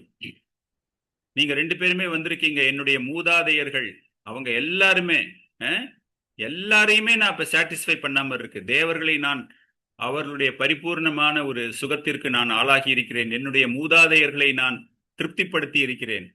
எல்லா விஷயங்களும் நான் உங்க 2 பேரையும் பார்த்ததால எனக்கு அவ்வளவு ஒரு சுகம் கிடைத்திருக்கிறது, எல்லாரையுமே திருப்திப்படுத்தியிருக்கேன். காரணம் என்னன்னா நீங்க 2 பேரும் தான் காரணகர்த்தா, எல்லாவற்றுக்கும் நீங்கள் காரணமாக இருக்கிறீர்கள். இந்த லோகம், அவர் பெரிய தத்துவமே பேச ஆரம்பிச்சிடாரு அந்த இடத்துல. பகவானை அவர்கள் புகழ்ந்து பேசும்போது, நீங்கள் இருவருமே நலன் விரும்பிகள், பரமாத்மாவாக எல்லா ஜீவராசிகளிலும் எல்லா பிரபஞ்சங்களிலும் இருக்கிறீர்கள். நீங்கள் யாரையுமே பாரபட்சத்தோடு பார்ப்பது கிடையாது. உங்களுடைய பக்தர்கள், அன்பு செலுத்தக்கூடிய பக்தர்களிடம் நீங்கள் அதிகமான அளவு கவனம் தருவீர்கள். ஆனால் எல்லாரையுமே நீங்கள் பாரபட்சமாக, எல்லா ஜீவராசிகளையுமே பாரபட்சமாக நீங்கள் ஏற்றுக்கொள்கிறீர்கள். எனக்கு உத்தரவிடுங்கள், நான் உங்களுடைய தொண்டன், நான் உங்களுக்கு என்ன செய்ய வேண்டும், உங்களுடைய சேவகத்தில் நான் எப்படி உங்களை நான் மகிழ்விக்க வேண்டும், அது மாதிரி செய்யறது நீங்க எல்லாருக்குமே தரக்கூடிய ஒரு பணிவான ஒரு கருணை இல்லையா? இது ஒரு மிகச்சிறந்த ஒரு கருணை அப்படின்னு சொல்லிட்டு அவர் என்ன பண்றாரு, 2 பேருக்குமே அத்தனை அப்படியே ஃப்ரெஷ் ஃப்ளவர்ஸ் இல்ல, அந்த பூக்கள் அவ்வளவு நறுமணம் கலந்த பூக்கள் எல்லாமே அவ்வளவு பிரமாதமாக கட்டப்பட்டிருக்குது, அவ்வளவு டெக்கரேட்டிவ். என்ன ராஜாக்கு அவர் பண்றாரு இல்லையா, கம்சனுக்கு பண்றாரு அப்படிங்கும்போது அந்த அரசனுக்கு எப்படி தர வேண்டும், பௌதிகவாதிகள்லாம் எப்படி ஆசைப்படுவார்கள், அப்படியே கவர்ச்சிகரமான விஷயங்களுக்கெல்லாம் ஆசைப்படுவார்களே, அந்த மாதிரி அந்த பூவை அவர் செய்யும் போதே, அந்த பூவை கோக்கும் போதே அந்த அளவுக்கு பிரமாதமாக செய்யக்கூடிய விஷயங்கள். ஸோ இது பகவான், இவங்க 2 பேரும் நம்ம தரப்போறோம் அப்படின்னு சொல்லிட்டு மிகவும் பணிவான முறையில் அந்த மலர்களை பகவானுக்கு சமர்ப்பிக்கிறார். அப்படியே பணிவான முறையில் அப்படியே பண்ணிட்டு கொடுக்கிறார். அதை பார்த்த உடனே பகவானுக்கு அந்த அளவுக்கு சந்தோஷம். உனக்கு என்ன வேண்டுமோ கேள், உனக்கு என்ன வரம் வேண்டும், உனக்கு என்ன தேவைப்படுகிறது அப்படின்னு கேட்கும்போது சுதாமா அவர் என்ன சொல்றாருன்னா, என்னுடைய மனம் மாறாத அளவிற்கு எந்த விதமான விஷயங்களிலும் கலங்காத பக்தி நீங்கள் எனக்கு தர வேண்டும் அப்படிங்கிறார். சைத்தன்ய மகாபிரபு சொல்றாரு இல்லையா, நதனம் நஜனம் ந சுந்தரிம். அந்த மாதிரி இந்த சுதாமா ரொம்ப ஏழ்மையான நிலையில் ஒரு சாதாரணமாக இருந்தாலும் கூட மிக மிக மிக மிக பெரிய ஒரு பக்தர்களுக்கு உண்டான ஒரு மனப்பான்மை அவருக்கு. அவர் பகவானை பார்த்து கேட்கிறார், எப்படி நீங்கள் அனைவருக்கும் நண்பர்களாக இருக்கிறீர்கள், அது போன்று எல்லா பக்தர்களோடும் நான் அசோசியேஷன், சாது சங்கம் இல்லையா, அவர்களோடு நான் எப்பொழுதுமே நல்ல ஒரு உறவை நான் வைத்துக் கொள்ள வேண்டும். உங்களுக்கு நான் எப்பொழுதுமே பக்தியை நான் தொடர்ந்து செய்யக்கூடிய ஒரு பணிவான விண்ணப்பத்தை நீங்கள் எனக்கு அனுமதிக்க வேண்டும். என்னுடைய மனசு மாறிடவே கூடாது. எல்லார்கிட்டையுமே நான் கருணையோடு இருக்க வேண்டும். திவ்யமான ஒரு கருணை, எல்லாரையுமே நான் சமமாக பார்க்க வேண்டும். நான் யார் மேலேயும் பொறாமப்படக்கூடாது, போட்டி ஏற்படக்கூடாது. நான் அந்த அளவுக்கு சுகமாக இருக்க வேண்டும். பகவான் இதெல்லாம் கேட்டவுடனே அந்த அளவுக்கு மனம் மகிழ்ச்சி அடைந்து இது எல்லாத்தையுமே அவனுக்கு கொடுக்கிறார். இது இல்லாம அவனுக்கு நல்ல ஆரோக்கியமான வாழ்க்கை, நல்ல அழகு, நல்ல புகழ், எப்பொழுதுமே அந்த குடும்பம் சுபிக்ஷமாக இருக்க வேண்டும் அப்படிங்கிற மாதிரி பல சௌகரியங்கள், செல்வங்கள், சுபிக்ஷங்கள் எல்லாமே அவனுக்கு தரப்படுகிறது.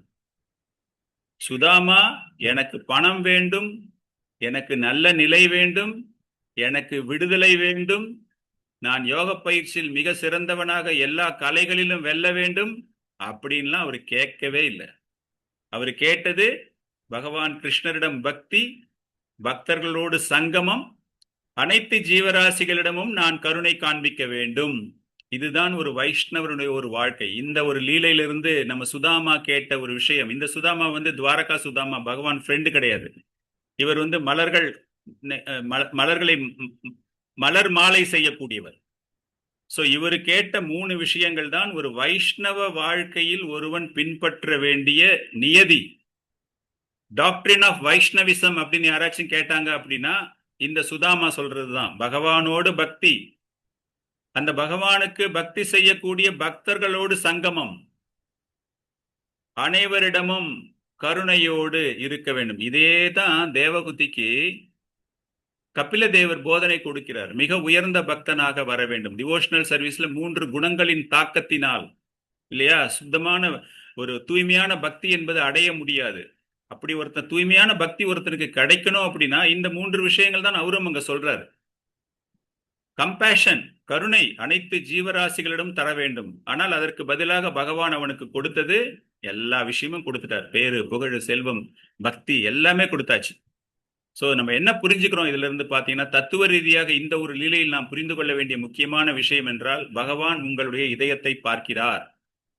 அந்த தொழிலாளி, சலவை தொழிலாளி, அடுத்தது குப்ஜாவை பார்க்க போறோம், எல்லாமே பார்த்தீங்க அப்படின்னா ஒவ்வொருத்தரும் 3 பேரும் 3 விதமான கான்சியஸ்னஸ்ல உணர்வுகளில் இருந்தாலும் இந்த இடத்துல சுதாமாவுடைய விஷயம் எப்படின்னா, பத்திரம் புஷ்பம் பலம் தோயம், இல்லையா, அற்புதமான ஒரு ஸ்லோகம் இல்ல. அதுல இந்த இடத்துல இந்த மலர் தொழிலாளி, இந்த பூக்காரன், அவனுடைய இதயம் இங்கு பகவானுக்கு வெறும் பூக்களை மட்டும் அவன் அங்கு தரவில்லை, அவனுடைய இதயத்தையே மலர்களோடு சேர்த்து கொடுத்திருக்கிறான். நம்மெல்லாம் வந்துட்டு விக்கிரக வழிபாடு செய்யறோம், நம்ம மலர்கள் வாங்கிட்டு போய் கோயில்ல கொடுக்குறோம். அப்படிங்கும்போது நம்முடைய அந்த சரணாகதியினுடைய நிலை, நம்முடைய தூய்மையான மனது எப்படி இருக்கின்றது அப்படிங்கிறதையும் பார்க்கணும். பக்தி, சாது சங்கம், கருணை, இது 3 மிகவும் முக்கியமான ஒரு விஷயம். அந்த மாதிரி பார்க்கும்போது பகவானுக்கு நாம் செய்யக்கூடிய அனைத்து விஷயங்களுமே பரிபூர்ணமாக மாறுகிறது அப்படிங்கிற ஒரு விஷயம்தான். சலவை தொழிலாளி பகவானை ஒரு பயமாக பார்த்தான், இல்லையா, ஆனால் இவர் வணங்கத்தக்க பகவானாக, ஒரு எதிரியாக பார்க்கிறான், ஆனால் இவர் வணங்கத்தக்கவராக பார்க்கிறார். சோ இவங்க 2 பேருக்குள்ள இந்த மாதிரி ஒரு ரசம் நம்ம பார்த்தோம். 3ஆவதாக குப்ஜா. அந்த மாதிரி நடந்து போய்கிட்டே இருக்கும்போது குப்ஜா அப்படிங்கிற ஒரு யங் உமன், இளைஞி, இல்லையா, யூத்ன்னு சொல்லுவோம் இல்லையா, அந்த மாதிரி பார்க்கிறா. கம்சனினுடைய வேலையால். கம்சனுக்கு அவந்தம்மா என்ன வேலை செய்வாங்க அப்படின்னா, சந்தன குழம்பு, அப்படி நறுமணம் வீசக்கூடிய சந்தன குழம்பு அந்த மன்னனுக்காக, அவன் உடலில் பூசுவதற்காக. அவளுடைய உடல்ல 3 இடங்களில் அங்க குறைபாடுகள், ஸ்ட்ரைட்டா நிக்க முடியாது அவங்களால. அதனாலதான் வக்ரா அப்படின்னா என்னது, பெண்டு, 3 இடங்களில். சோ அந்த எலும்பு எல்லாம் சரியா இல்லாம அப்படியே கொஞ்சம் கொஞ்சமா கை கால்லாம் அப்படியே ஒரு மாதிரி கூனி மாதிரி இருந்துட்டு, முதுகு கொஞ்சம் குனிந்து கொண்டு, அந்த மாதிரி இருக்கும்போதே பகவான் அந்த பெண்ணை பார்த்து, அழகிய பெண்ணே, ரொம்ப அழகா இருக்கியே, நீ எங்க போயிட்டு இருக்க, இவ்வளவு வாசனை தரக்கூடிய இந்த குழம்பு, இந்த சந்தன குழம்பை எங்க எடுத்துட்டு போற, எங்களுக்கு கொஞ்சம் தரியா அப்படிங்கிறாரு. அந்த மாதிரி நீ எங்களுக்கு கொடுப்பதின் மூலமாக உனக்கு மிகப்பெரிய அதிர்ஷ்டம் காத்து கொண்டிருக்கிறது, மிகப்பெரிய செல்வம் உனக்கு காத்து கொண்டிருக்கிறது. குப்ஜா கம்சனுக்கு சேவகம் செய்யக்கூடிய ஒரு பெண்மணியாக இருந்தாலும் கூட பகவானின் அழகை பார்த்து மயங்கி விட்டாள். இது 3வது ரசம். பார்த்தீங்க அப்படின்னா, ஒருத்தன் பயப்படுறான், ஒருத்தன் பகவானை தெய்வமாக பார்க்கிறான். இவள் காமக்கண்களோடு கவர்ச்சியாக இருக்கக்கூடிய பகவானை காமக்கண்ணோடு பார்க்கிறாள். அந்த கவர்ச்சி, அந்த அழகு, அந்த அழகுல மயங்கி, ஓ பகவானுக்கு தரலாமே, கம்சனுக்கு தர்ற மாதிரியே நம்ம தரலாமே, இவங்க 2 பேரும் இதை பெறுவதற்கு தகுதியானவர்கள், ரொம்ப அழகா இருக்காங்க, அசிங்கமா இருந்திருந்தா கொடுத்துருக்க மாட்டாலோ என்னமோ தெரியாது. அவருடைய அழகில் மயங்கி பகவானுக்கு இதை நான் தர வேண்டும் அப்படின்னு சொல்லிட்டு குப்ஜா உடனே என்ன பண்றான்னா, அதை பகவானுக்கு எடுத்து கொடுக்கிறாள். சாதாரண ஒரு பக்தி தான் அவள் செய்தது. மனதில் வேறு மாதிரி ஆசை இருந்திருந்தாலும் கூட அது பகவானின் கருணையை அவளுக்கு தருகிறது. பகவானினுடைய அந்த மெர்சி, கருணை, அது அவளுக்கு கிடைக்கிறது. அந்த கருணை கிடைத்ததின் மூலமாக பகவான் அவளுக்கு சரியான ஒரு விஷயத்தை செய்ய வேண்டும் அப்படின்னு சொல்லிட்டு, என்ன 3 அப்படியே காலெல்லாம் அப்படியே 3 முதுகு நிமிந்து முடிக்காம குனிஞ்சுக்கிட்டு அந்த பெண்ட் எல்லாம் இருக்கு இல்லையா, வளைவுகள், உடலில் இருக்கிற வளைவுகள் எல்லாத்தையும் நிவர்த்தி பண்ண வேண்டும் சொல்லிட்டு பகவான் என்ன பண்றாரு, அவளை அப்படியே கைத்தாங்களா பிடிச்சுக்கிட்டு அவளுடைய கால், அந்த அந்த விரல் இருக்கும் இல்லையா, அந்த விரல்ல அவருடைய காலை வச்சு ஒரு அமுக்கு அமுக்கி அவளுடைய அந்த சின்ன அப்படிமோல அந்த அது பேர் என்னது, அந்த கன்னத்து பகுதியில கையை வச்சுட்டு, தாடை தாடை தாடை தாடை அந்த தாடையில கையை வச்சு அப்படி மேல லைட்டா அப்படி லிஃப்ட் பண்றாரு. நம்ம வந்து ஏதாச்சும் ஒரு பொருளை ஸ்ட்ரெயிட் பண்ணணும்னா என்ன பண்ணுவோம், கீழே ஒரு காலில் ஒன்று பிடிச்சிப்போம், மேலே வச்சு இழுப்போம் இல்லையா, அந்த மாதிரி அவருடைய கையில அந்த தாடையில ஒரு பகுதி அவருடைய காலால ஒரு அமுக்கு அமுக்கிட்டு அப்படி இழுத்த உடனே டக்குன்னு என்ன ஆயிடுது, அந்த அம்மா அப்படியே ஸ்ட்ரெயிட் ஆயிடுது. பார்க்கறதுக்கு அந்த அளவுக்கு ஒரு அழகு வந்து விடுகிறது. அப்படியே யூத்ஃபுல், இளைஞி தான் அந்த அம்மா, ஆனா உடம்பெல்லாம் பெண்டா இருக்கிறதுல பார்க்கறதுக்கு வயசான கிழவி மாதிரி இருக்கு. இந்த ஒரு மாற்றம் உடல் அளவில் மட்டும் மாற்றம் கிடையாது. அங்கு பகவான் எதை மாற்றினார் என்றால், அவளுடைய மனதில் இருந்த அந்த காமம் என்கிற கலங்கத்தை மாற்றுகிறார். அவளுடைய இதயத்தில் காமம் என்கிற அந்த கலங்கத்தை நிவர்த்தி செய்து தூய்மையை அங்கு புகுத்துகிறார். உடல்ல ஒரு மாற்றத்தை பண்ணிடுறாரு, அவளுடைய இதயத்திலும் மாற்றத்தை செய்கிறார். கட்டுண்ட ஆத்மாவாக இருந்த குறுகிய எண்ணம் அடைந்த காம கண்களோடு தானே பார்க்கிற பகவானவோ. ஆனால் அவளுக்கு பகவான் வழங்கியது என்ன அப்படின்னா, எல்லா குறைகளையும் நிவர்த்தி, அங்கஹீன குறைகளும் நிவர்த்தி செய்யப்படுகிறது, அவளுடைய இதயத்தில் உள்ள குறைகளும் நிவர்த்தி செய்யப்படுகிறது. சோ பிரபுபாதர் எழுதும்போது என்ன சொல்றாரு அப்படின்னா, அந்த வளைந்த உடலானது பௌதீக உடலில் கட்டுண்ட ஆத்மாக்களுக்கு இணையாக பார்க்கப்படுகிறது. பகவான் அவளை தன்னுடைய திருக்கரங்களால் தொடுவது திவ்யமான கருணையாக பார்க்கப்படுகிறது. ஒரு சின்ன சேவகம் மிகவும் நேர்மையான முறையில் யாராச்சும் செஞ்சாங்கன்னா பகவானுக்கு ஆன்மீக மாற்றத்தை அவர்கள் அடையலாம் அப்படிங்கிற ஒரு விஷயம் இந்த இடத்துல புரிகிறது. அந்த அளவுக்கு பகவானுடைய கருணை குப்ஜாக்கு கிடைச்ச உடனேவே பிரமாதமா மாறியாச்சு. அந்தம்மா மனசு எல்லாமே மாறிடுது. அவள் பகவானை தன்னுடைய இல்லத்திற்கு வரும்படி அழைக்கிறாள். அந்த அட்ராக்ஷன், பகவான் மேல ஒரு அட்ராக்ஷன், நீங்க எங்க வீட்டுக்கு வரணும் நீங்க அப்படிங்கும்போது பகவான் சொல்றாராம், இல்ல நான் வந்து ஒரு முக்கியமான காரணத்துக்காக வந்திருக்கிறேன். அந்த காரணங்கள் எல்லாம் முடிந்த பிறகு இந்த தனுர் யக்னாவில் கலந்து கொள்வதற்கு எனக்கு அழைப்பு விடுவிக்கப்பட்டிருக்கிறது. பட் மைண்ட்ல வந்து கம்சனை வதம் செய்ய வேண்டும், மதுராவில் உள்ள எல்லா பிரஜைகளுக்கும் விடுதலை தர வேண்டும் அப்படிங்கிற மாதிரி ஒரு மிஷன்ல வந்திருக்காரு. அந்த நோக்கத்தோடு, அந்த இலக்கோடு பகவான் வந்திருக்கிறார் இல்லையா. அதனால உடனே அவள் வீட்டிற்கு அவர் செல்லவில்லை. அதுக்கப்புறமா போறார், அது வேற விஷயம். நான் அதற்கப்புறமாக வருகிறேன், உன்னுடைய ஆசையை நான் நிச்சயமாக நிவர்த்தி செய்வேன் அப்படின்னு சொல்லிட்டு அந்த முழுமையான பக்தி, அவளுடைய அந்த சேவகத்தை பகவான் ஏற்றுக்கொள்கிறார். சோ பகவான் குப்ஜாவினுடைய உடலை சீர்படுத்தியது அவளுடைய கர்ம வினையினால் அவளுக்கு ஏற்பட்ட அந்த அங்கஹீன குறைகள் என்பது நிவர்த்தி செய்யப்படுகிறது அப்படின்னு ஸ்ரீதர சுவாமி அவர்கள் விளக்கம் தருகிறார். இங்க விஸ்வநாத சக்கரவர்த்தி தாக்கூர் என்ன சொல்றாரு அப்படின்னா, அவளுடைய தனிப்பட்ட இச்சைக்காக அவள் கலப்படமாக காம மிஸ்ர பக்தி, அந்த பக்தி இருக்கு. பகவான் கிட்ட போயிட்டு நீங்க அவர் பக்கத்துல நின்னுகிட்டு அவரை பார்த்து நீங்க மனசுல என்ன நினைச்சாலும் அது பக்தி தான். ஆனால் அது தூய்மையான பக்தியா இல்லையா அப்படிங்கிறது வேற விஷயம். சோ அதனாலதான் விஸ்வநாத சக்கரவர்த்தி சொல்ற காம மிஸ்ர பக்தி, அவள் தன்னுடைய சுய இச்சைக்காக, இன்பம் அடைவதற்காக பகவான் முன்னாடி அப்படி பண்றா. ஆனா அவளுக்கு கிடைச்சது என்னது, மிகப்பெரிய தூய்மை, மிகப்பெரிய ஆன்மீக முன்னேற்றம் அவளுக்கு கிடைக்கிறது பகவான் கிட்ட போகும்பொழுது. பிரபுபாதர் சொல்லும்போது சொல்றாரு, குப்ஜா அவள் பகவானுடைய சேவகத்திற்காக அந்த சந்தன குழம்பை கொடுக்கும் பொழுது பகவான் அங்க வந்து என்ன பார்க்கிறாராம், அவளுடைய உடலை பார்ப்பது கிடையாது, அவளுடைய பௌதீக நிலையை பார்ப்பது கிடையாது, அவர்களுடைய நேர்மையை அங்கு பார்க்கிறார். ரொம்ப ஆசையோட கொடுக்கிறார் இல்லையாவோ. மனசுல வந்து ஒரு கபடம் இருந்தாலும் கூட அந்த கொடுத்த விதமானது ரொம்ப ஆசையோடு கொடுக்கப்படுகிறார். சோ இந்த 3 லீலைகள் மதுரால வந்துட்டு அவர் மற்றதெல்லாம் பண்ணியிருக்காரு. இந்த 3 லீலைகள் நம்ம இன்னைக்கு பார்க்கும்பொழுது என்னென்னலாம் நம்ம தெரிந்து கொள்ள வருகிறோம் என்றால், குப்ஜா வெறும் சந்தன குழம்பை மட்டும் தரவில்லை, அது கொடுத்ததின் மூலமாக அவள் பூரணத்துவம் அடைகிறாள். அவளுடைய அந்த கலங்கிய மனமானது மாற்றப்படுகிறது. அதாவது அந்த உடல் அங்கஹீனம் என்பது பௌதீக கலங்கமாக பார்க்கப்பட்டு அவளுக்கு ஒரு தூய்மையான உணர்வு, கான்சியஸ்னஸ். அந்த பக்தி செய்ததின் மூலமாக அவளுடைய இதயமும் நேர்படுத்தப்படுகிறது. வளைந்த உடல் அப்படின்னு பாக்குறோம் இல்லையா, அந்த உடலும் நேர்மைப்படுத்தப்படுகிறது. அதனால கருணை என்பது அந்த தகுதிக்கு அப்பாற்பட்டதாக இருக்கிறது. குப்ஜா அப்படிங்கிறவ ஒரு பெரிய படிப்பறிவாளியோ தத்துவவாதியோ பக்தையோ அதெல்லாம் ஒண்ணுமே கிடையாது.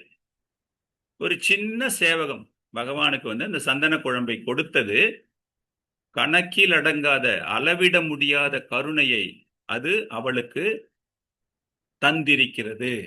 சோ அந்த கர்ம வினை, அவளுடைய விதி பக்தியின் மூலமாக நிவர்த்தி செய்யப்பட்டிருக்கிறது அப்படிங்கிற ஒரு விஷயம்தான். சோ இந்த 3 பேரை நம்ம பார்க்கும்போது ஆச்சாரியர்கள்லாம் இந்த 3க்கும் பலவிதமான கமெண்ட்ரிஸ் கொடுக்குறாங்க. அதுல நம்ம பொதுவாக தெரிந்து கொள்ள வேண்டியது என்னது? சலவை தொழிலாளி, கர்வம் உடையவன், கம்சனோடு சங்கமித்துக் கொண்டிருந்தவன், பகவானுக்கு சேவகம் செய்ய மறுப்பு தெரிவித்தவன், அவனுக்கு ஏற்பட்டது மரணம் இல்லையா? அந்த பூத்தொழிலாளி, பூக்காரன், அவர் என்ன பண்றாரு? பகவானுக்கு சேவகம் செய்கிறார், பகவானுக்கு மலர் மாலைகளை தருகிறார், பகவானின் கருணையை பெறுகிறார். குப்ஜா பகவானினுடைய கருணை கிடைக்கிறது,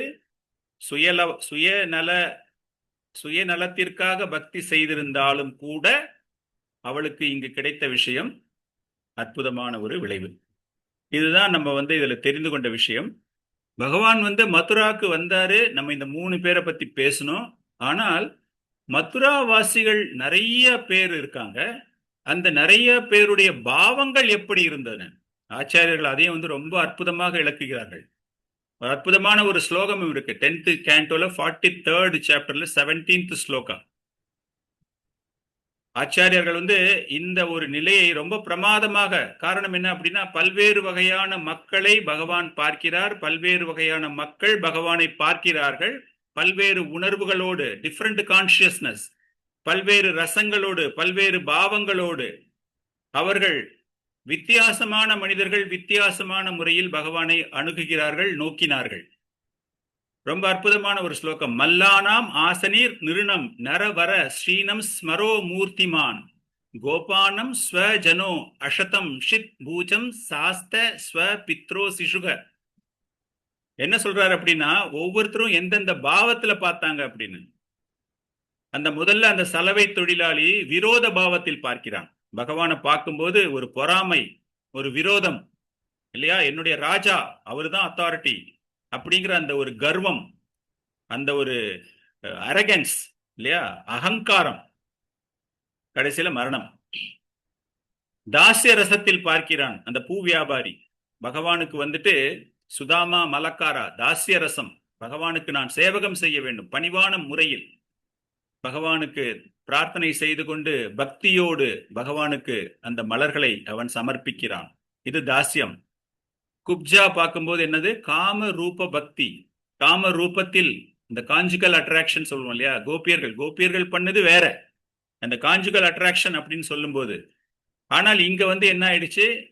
அந்த காஞ்சுகல் அட்ராக்ஷன், அந்த காமமானது, இந்த பக்தியானது காமத்தோடு கலந்ததாக இருக்கிறது. சோ காம ரூப பக்தி, காம மிஸ்ர பக்தி அப்படிங்கிறார் இல்லையா விஸ்வநாத சக்கர தாக்கூர். அந்த மாதிரி பார்க்கும்போது காம ரூப பக்தி, பகவானுடைய அழகை பார்த்து மயங்கி மாதுரிய பாவம், பட் மிக்ஸ்டு வித் காமா. இது குப்ஜாக்கு ஏற்பட்ட விஷயம். மதுராவில் இருக்கக்கூடிய மக்கள் எப்படி பார்க்கறாங்க அப்படின்னா, அத்புத ரசம். அத்புத ரசம்னா தெரியும் உங்க எல்லாருக்குமே. அப்படியே அந்த பெண்கள் எல்லாமே ஒரு அதிசயம், ஆச்சரியம். அந்த வீட்டு மொட்டை மாடிக்கு போறாங்க, கூரை மேல் நிக்கிறாங்க, பகவானை அப்படியே ஒரு கவர்ச்சியில பாக்குறாங்க, அதிசயத்துல பாக்குறாங்க, சந்தோஷத்துல பாக்குறாங்க. பார்த்துட்டு வேற நினைக்கிறாங்க, விரஜவாசிகள் ரொம்ப ரொம்ப புண்ணியம் பண்ணவங்க, ஒவ்வொரு தினமும் பகவானை பார்க்கிறார்களே, நமக்கு இன்னைக்கு தானே கிடைச்சிருக்கு.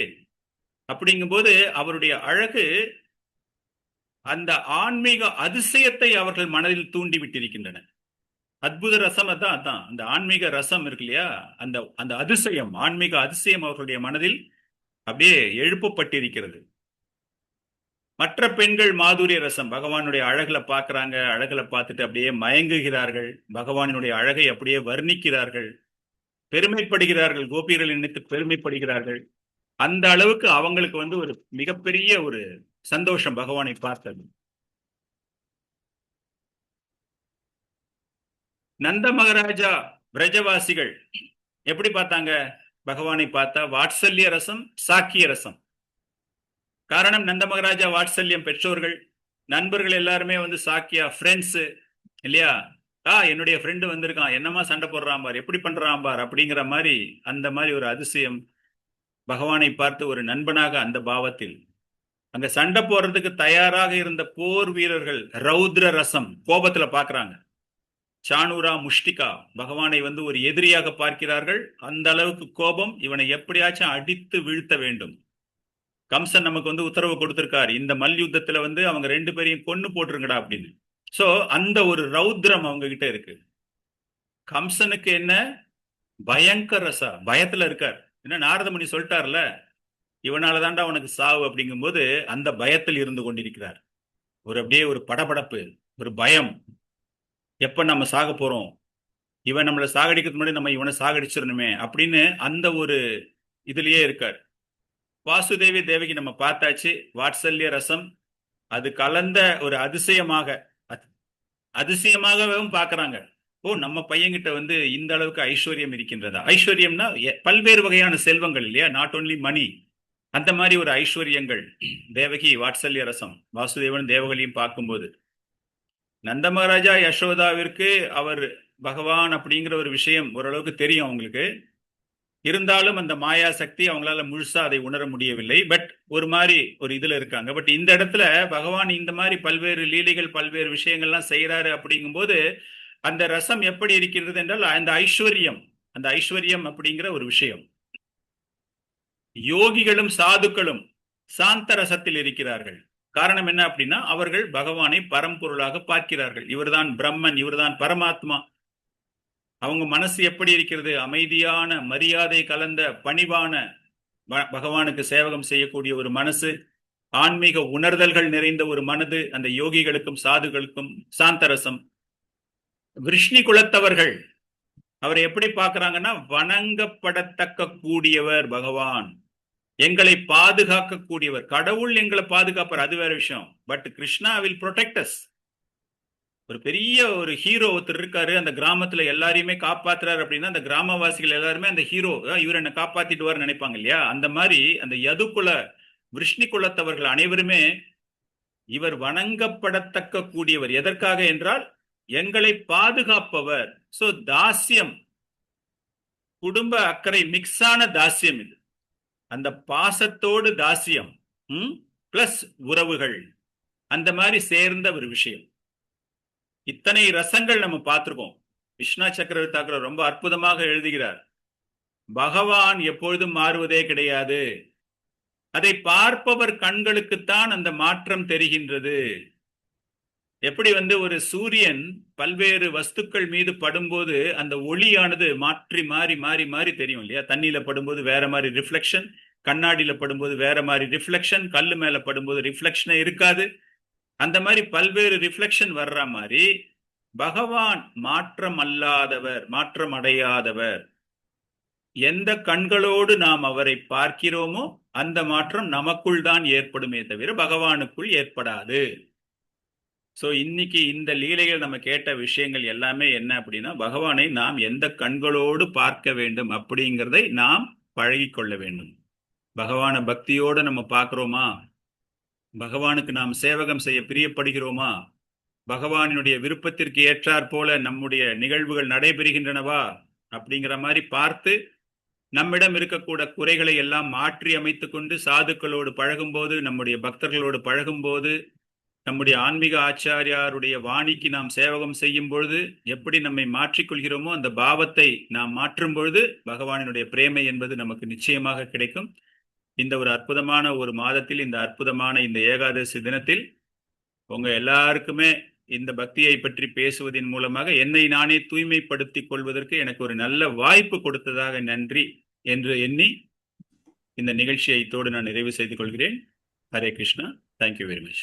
ஹரே கிருஷ்ணா பிரபு, ரொம்ப நன்றி. ரொம்ப அற்புதமா இருந்தது. நம்மளுக்கு பாகவதம் 7.1.30 அதுல சொல்லப்பட்டிருக்கு, காமாத் ஸ்வேசாத் பயாஸ்நேக யதா பக்தி ஈஸ்வரே மன ஆவேஷ்ய தத்தகம் ஹித்வா பகவஸ்தத் கதிம் கதா. பல பேர்கள் மிகுந்த கவனத்துடன் கிருஷ்ணரை பற்றி நினைத்து பாவச் செயல்களை விட்டதாலேயே முக்தி அடைந்துள்ளனர். இது பயத்தினாலோ அன்பினாலோ அல்லது பக்தி தொண்டினாலோ ஏற்பட்டதாக இருக்கக்கூடும். கிருஷ்ணரின் மீது மனதை குவிப்பதாலே எப்படி ஒருவன் அவரது கருணையை பெறுகிறான் அப்படிங்கிறத பிரபு இன்னைக்கு நம்மளுக்கு அழகா சொன்னாங்க. கிருஷ்ணர் மேல இவங்க எல்லாரும் பயமா இருந்தாலும் சரி, அது அகங்காரமா இருந்தாலும் சரி, அது காமமா இருந்தாலும் சரி, அவங்களோட மையப்பொருள் எதுவா இருந்ததுன்னா கிருஷ்ணரா இருந்தது. அதனால அவங்க எல்லாரும் கிருஷ்ணரோட நித்திய உறவுல ஈடுபட்டாங்க. நம்மளும் இந்த கிருஷ்ண கதைகளை இது மாதிரி ஆச்சாரியர்கள்ட்ட இருந்தெல்லாம் கேட்டு நம்மளும் நம்ம மனதை கிருஷ்ணரோட நினைவிலே எப்பவும் நிறுத்தி வச்சுக்கணும். ரொம்ப தேங்க்ஸ் பிரபு. அவசரமா அழகா கொடுத்தீங்க. ரெண்டாவது ரொம்ப ஒரு நல்ல டாபிக் நல்லா சொல்லி கொடுத்தீங்க இன்னைக்கு ஏகாதசி இன்னைக்கு. ரொம்ப சந்தோஷம் பிரபு. கேள்விகள் இருந்தா பிரபுட்ட கேட்கலாம். ஹரே கிருஷ்ணா. யாருக்காவது ஏதாவது கருத்துக்கள் இருந்தாலும் சொல்லலாம், கேள்விகள் இருந்தாலும் கேட்கலாம்.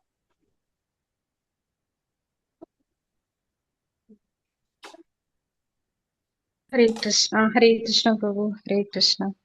ஹரே கிருஷ்ணா. ஹரே கிருஷ்ணா பிரபு. பிரபு, அந்த சலவை தொழிலாளி பத்தி சொன்னீங்க இல்லையா பிரபு? ஆக்சுவலா அதுல தானத்தை பத்தி ஒரு இது சொன்னீங்க பிரபு. ஆக்சுவலா அது தானம் எப்படி கொடுக்க வேண்டும் அப்படிங்கறதுல அதுல மென்ஷன் பண்ணிருக்கீங்க பிரபு. அது நம்ம எப்படி எடுத்துக்கணும்?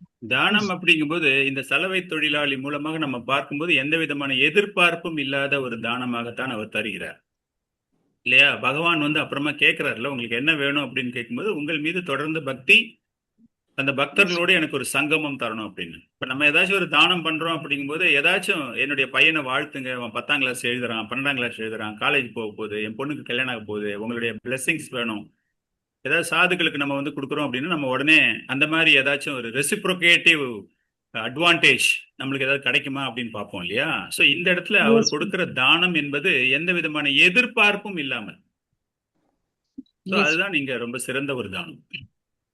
எஸ். ஹரே கிருஷ்ணா. தேங்க்யூ.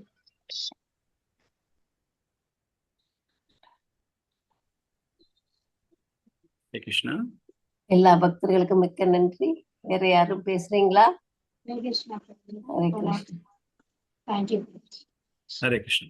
ஹரே கிருஷ்ணா பிரபு. ரொம்ப நன்றி பிரபு இந்த வகுப்பு கொடுத்ததுக்கு. நாளைக்கு அற்புதமான பக்தர், இன்னைக்கு மாதிரி பக்தர் நாளைக்கு வருவாங்க.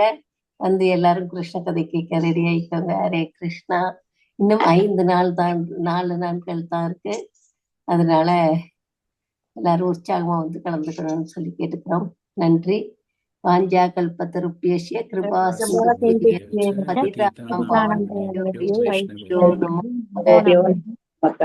ஹரே கிருஷ்ணா.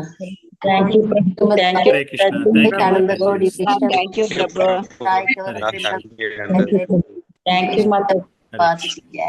ஹரே கிருஷ்ணா.